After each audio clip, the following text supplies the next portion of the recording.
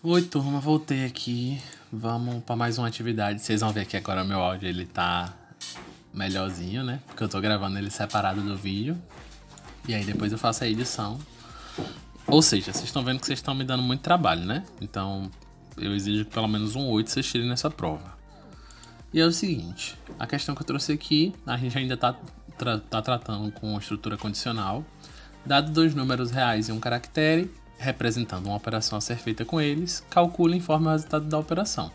Então o usuário vai me dar lá 3 entradas, né, que são dois números reais e um caractere. E a depender do caractere que ele me deu, eu vou somar esses números, subtrair esses números, multiplicar esses números ou dividir eles, beleza? Não é nada demais isso daqui.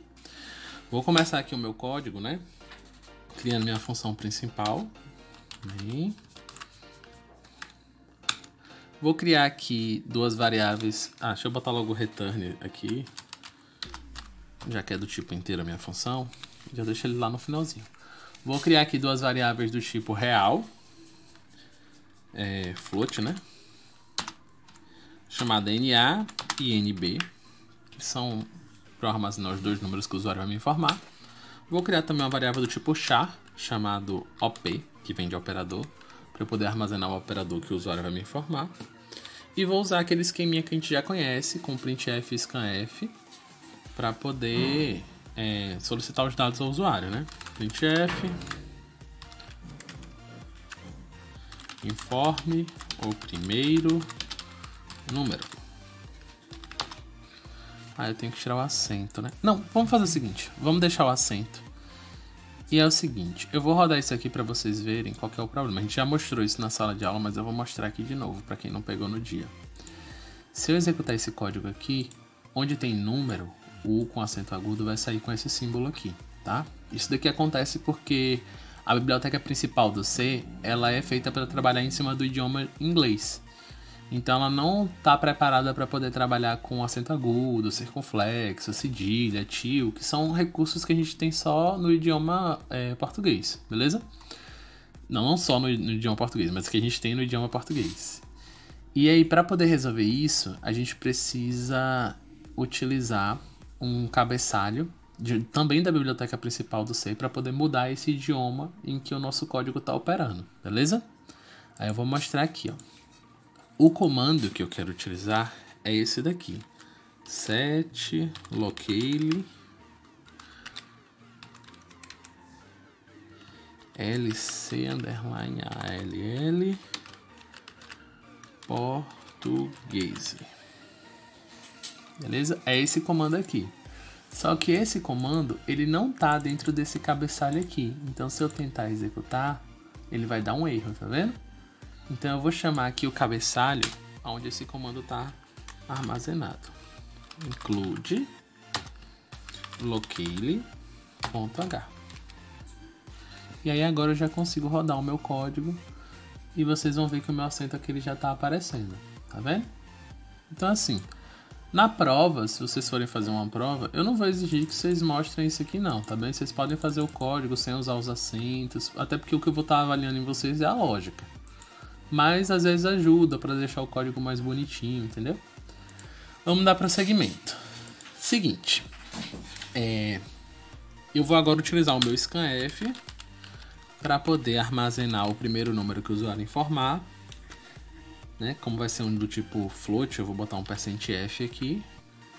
E eu quero armazenar dentro da variável NA. E como eu estou utilizando o scanf, eu preciso informar o endereço de memória. Então eu vou vir aqui e vou lembrar de botar o i comercial na frente. Beleza? Para, Luna. Minha cachorra que está aqui nesse momento.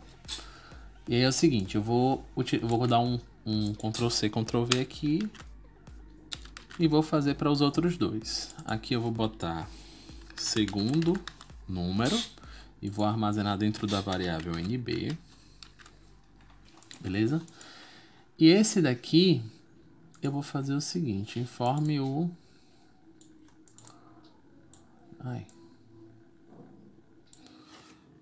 caractere. E ele vai me informar aqui o caractere, beleza? Vou utilizar um %C para armazenar. e vou armazenar dentro da variável OP, beleza? E é o seguinte, quando eu for tentar executar esse código aqui, eu vou mostrar para vocês uma coisa. Ó, vou digitar 10, vou digitar 20 e ele já vai finalizar o código. Eu coloquei aqui o printf e o scanf certinho, tá bem? Só que por que ele está finalizando esse código? O Windows ele tem umas frescuras, né? Que nesse caso aqui ele está pegando o buffer do teclado e já está utilizando aqui para preencher o caractere, tá bem? Isso aconteceu na sala de aula e a gente resolveu isso utilizando o comando flush, beleza? Esse buffer do teclado é como se fosse os dígitos que a pessoa estava digitando antes que ficaram lá armazenados no buffer. Então a gente vai ter que limpar esse buffer. E aí eu vou só chegar aqui antes e vou digitar esse comando aqui, ó. Flush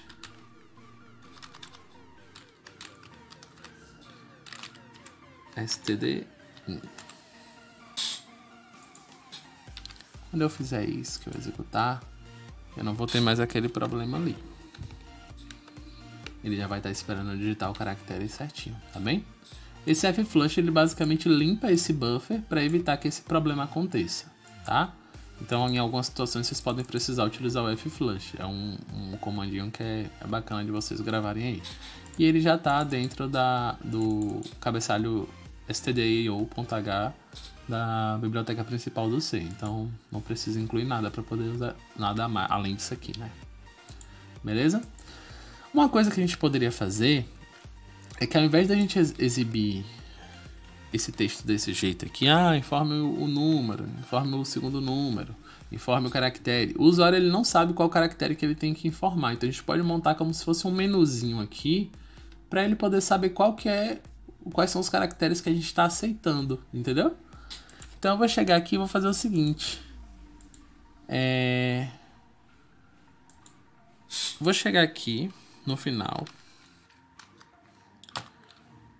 Vou colocar um /n e vou digitar adição. Entre parênteses eu vou colocar o mais. Vou fazer a mesma coisa. /n subtração. Botar para digitar o menos. /n multiplicação. Botar um asterisco. Outro /n divisão. Uma barra aqui. Vou dar 2 /n's e vou digitar informe o símbolo referente à operação que deseja realizar. Entendeu? O que acontece? Quando eu colocar ele para printar aqui, onde tiver o /n ele vai substituir por um pular de linha, né? Então vai ter lá o texto, informe o caractere. Aí pulando a linha, vai ter lá adição e o símbolo da adição. Aí pula outra linha, vai ter subtração e o símbolo da subtração. Pula outra linha, multiplica e assim por diante, entendeu? No final ele vai pular 2 linhas e vai informar isso aqui. Vou executar aqui pra gente ver como é que fica. Ó, 10, 20. Tá vendo como é que ele informou? Informa o caractere, adição, subtração, multiplicação, divisão. Eu botei um espaço aqui, por isso que ficou desse jeito, mas eu posso retirar ali. E aqui é só o usuário informar, né? Ele pode informar, por exemplo, um mais. Nesse momento o meu código vai finalizar porque eu não pedi para ele fazer nada além disso, né? Só coletar os dados. Cadê? Aqui, ó, o espaço que eu botei. Tranquilo? Mas a minha parte de coleta de dados eu já fiz com isso aqui, né? Então agora eu vou só criar um switch case para poder realizar cada operação a depender do operador que o usuário me informou. Então eu vou chegar aqui, ó, switch. Entre parênteses, eu preciso colocar qual que é o valor que vai estar sendo analisado, né? E no caso, o valor que está sendo analisado é o que está armazenado dentro da variável OP. Então esse switch aqui é avalie, né? Verifique se a variável OP vai ser determinado valor. E aí o que eu vou vir aqui, ó. Caso ou case. Como eu vou lidar com caracteres, eu vou usar aspas simples e não aspas duplas. Aspas duplas é para texto, beleza? Mais. Aí o que eu quero que ele faça caso seja mais? Printf.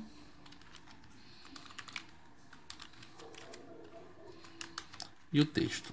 A soma dos dois números é %f. E aí eu vou vir aqui, o que eu quero que ele substitua nesse %f? NA mais NB. Beleza? Vou vir aqui, colocar um break, porque se por um acaso cair dentro desse case, não precisa fazer mais nada. E vou vir para o segundo case. Case menos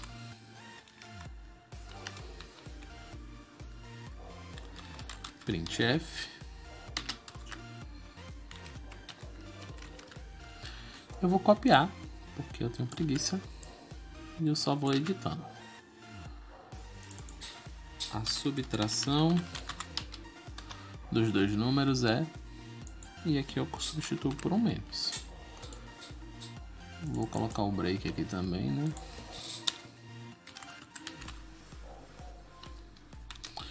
E a gente vai para o próximo case. Vou colocar aqui mais dois cases logo, né?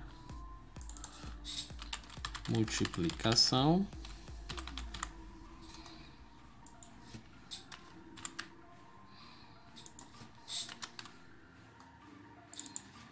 Divisão. Beleza?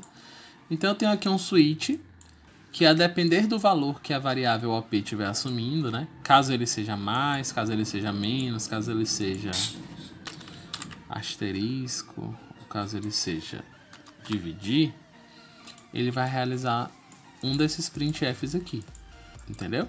E o printf ele vai colocar lá que a soma dos dois números é, e esse % dele vai substituir pelo resultado dessa operação aqui, tá bem? Eu não preciso necessariamente colocar aqui só uma variável, eu posso colocar uma operação aritmética e ele vai exibir o resultado da operação aritmética, beleza?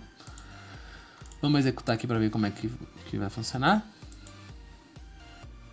Ó, 10, 20, aí eu vou escolher o operador, vou botar um mais, a soma dos dois números é 30, estão vendo que ele está fazendo exatamente do jeito que eu queria? Aí eu vou executar de novo para a gente ver agora com o de multiplicação. 10, 30, botar um asterisco. Deu 300, beleza? Tem algumas coisas que eu posso fazer aqui para poder deixar o meu programinha mais agradável, né? Por exemplo, para não sair aquele 300, não sei quanto lá, eu vou botar 1.2 para que fique só duas casas decimais aqui com o %f.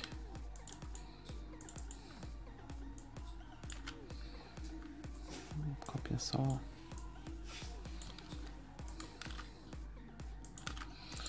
Tranquilo? Outra coisa que eu posso fazer também. Na divisão, a gente sabe que nenhum número pode ser dividido por zero. Então eu posso verificar, né, se o segundo número informado for zero e exibir uma mensagem de erro. Mas eu não vou fazer isso aqui não, porque a gente teria que utilizar aqui um laço de repetição e aí eu vou deixar para as próximas atividades. Vou criar aqui um default que vai fazer o seguinte: caso o meu código não passe por nenhum desses casos aqui anteriores, você só vai printar o seguinte: operador inválido.